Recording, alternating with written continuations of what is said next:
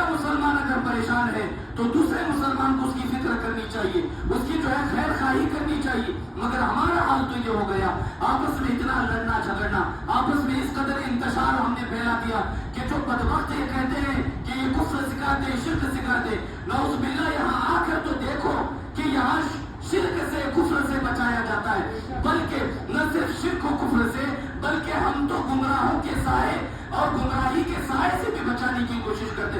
اسی لیے ہم کہتے ہیں اہل سنت والجماعت پر جتنے بھی الزامات ہیں وہ جاہلوں کی وجہ سے، مگر تم پر جتنے الزامات ہیں سن لو کان کھول کر، تمہارے عالموں کی وجہ سے ہے، عالموں کی وجہ سے.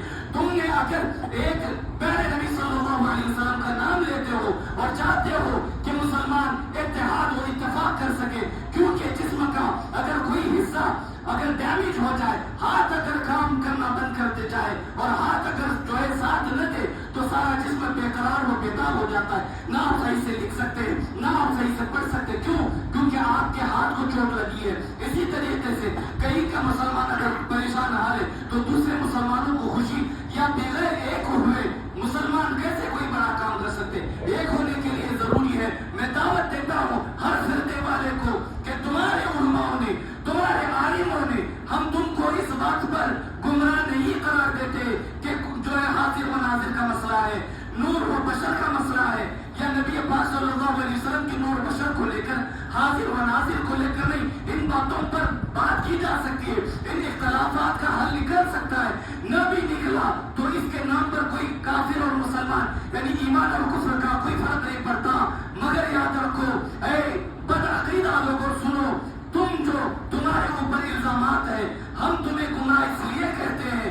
آج بھی ہم اہل سنت والجماعت تمہیں سینے سے لگانے کے لیے تیار ہے، بشرط یہ کہ جن لوگوں نے نبی پاک صلی اللہ علیہ وسلم کی گستاخی لکھی ہے، نبی پاک صلی اللہ علیہ وسلم کو، میرے آقا جن کے صدقے اللہ نے نبیوں کو نبوت دی ہے، شہیدوں کو شہید کا مرتبہ دیا، صدیقین کو صداقت کا مرتبہ دیا ہے، صالحین کو اللہ تعالیٰ نے ولایت کا مرتبہ میرے نبی کے صدقے اللہ نے دی ہے. اس نبی کے بارے میں تم کیوں لکھتے ہو کہ وہ نبی مر کر مٹی میں مل گئے، وہ ہماری بات نہیں سنتے، وہ ہمارے بڑے بھائیوں کی طرح انہیں سمجھنا چاہیے. اس سے زیادہ عزت کی کوئی ضرورت نہیں. اور بدبختوں وہابیوں کان کھول کے سن لو، تم یہ کہتے ہو کہ تمہارے مسجدوں میں اگر یا رسول اللہ کسی نے کہہ دیا تو تمہاری مسجد خراب ہوتی ہے. اور ہمارے لیے تو یہ ہے کہ اللہ نے بھی ہمیں یہ سکھایا ہے، اے بندو اگر نماز تمہیں مکمل کرنا ہے، نماز میں بھی تم پر التحیات واجب میں کر دیتا ہوں. التحیات میں جب تک یہ نہ پڑھو